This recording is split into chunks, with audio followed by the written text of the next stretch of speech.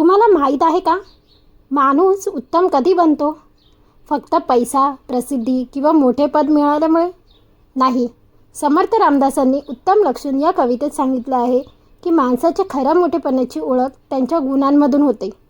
आज आपण ही कविता अगदी सोप्या भाषेत आणि बोर्ड परीक्षेच्या दृष्टीने महत्त्वाच्या मुद्द्यांसह समजून घेणार आहोत. तर या व्हिडिओमध्ये आपण 6 महत्त्वाचे भाग पाहणार आहोत.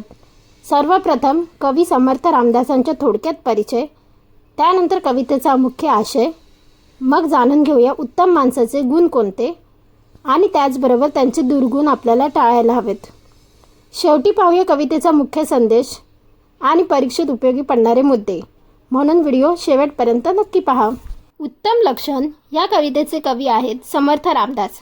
समर्थ रामदास हे संत, विचारवंत आणि समाज प्रबोधन करणारे लेखक म्हणून प्रसिद्ध आहेत.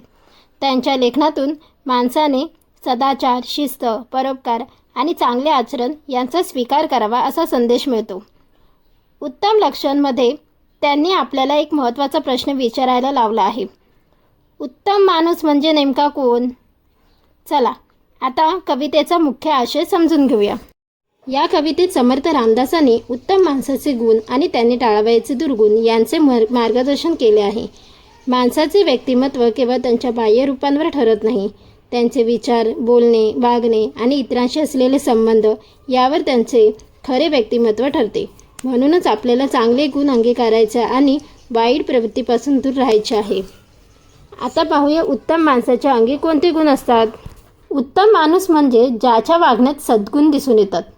त्याच्यामध्ये नम्रता, सत्य बोलण्याची सवय, परोपकाराची भावना, क्षमाशीलता आणि संयम असतो.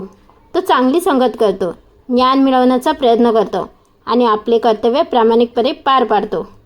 सर्वात महत्त्वाचे म्हणजे तो स्वतःमध्ये सतत सुधारणा करण्याचा प्रयत्न करतो.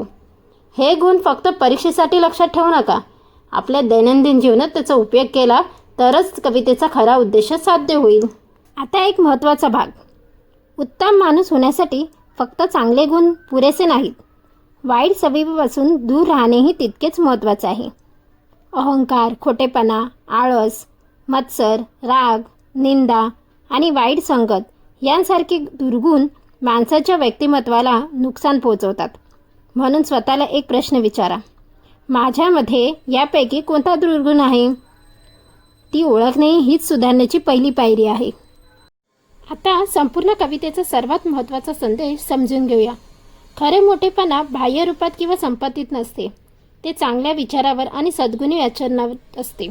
सत्य, नम्रता, परोपकार, संयम आणि सदाचार या गुणांमुळे माणूस खऱ्या अर्थाने श्रेष्ठ बनतो. म्हणून कवितेचा संदेश अगदी सोप्या शब्दात: उत्तम विचार, उत्तम आचरण, उत्तम व्यक्तिमत्व आणि उत्तम जीवन. चला आता संपूर्ण कविता एका वाक्यात लक्षात ठेवूया. उत्तम लक्षण या कवितेत समर्थ रामदासांनी उत्तम माणसाच्या अंगी असणारे सद्गुण आणि टाळावयाचे दुर्गुण यांचे मार्गदर्शन केले आहे. हे वाक्य तुम्हाला कवितेचा मुख्य आशय आठवण्यासाठी खूप उपयोगी पडेल. आणि आता शेवटचा पण विद्यार्थ्यांसाठी सर्वात महत्त्वाचा भाग, परीक्षेत काय लक्षात ठेवायचं. बोर्ड एक्झामसाठी या कवितेत कवीचे नाव, कवितेचा आशय, उत्तम माणसाचे गुण, टाळावयाचे दुर्गुण आणि कवितेचा संदेश हे मुद्दे व्यवस्थित समजून घ्या. फक्त पाठांतर करू नका, अर्थ समजून शिका. कारण अर्थ समजला की उत्तर स्वतःच्या शब्दातही लिहिता येते. व्हिडिओ उपयोगी वाटला असेल तर लाईक करा, मित्रांसोबत शेअर करा आणि अशाच सोप्या पद्धतीने SSC बोर्डचा अभ्यास करण्यासाठी चॅनल सबस्क्राईब करा. पुढच्या व्हिडिओमध्ये भेटूया. तोपर्यंत अभ्यास करा आणि यशस्वी व्हा.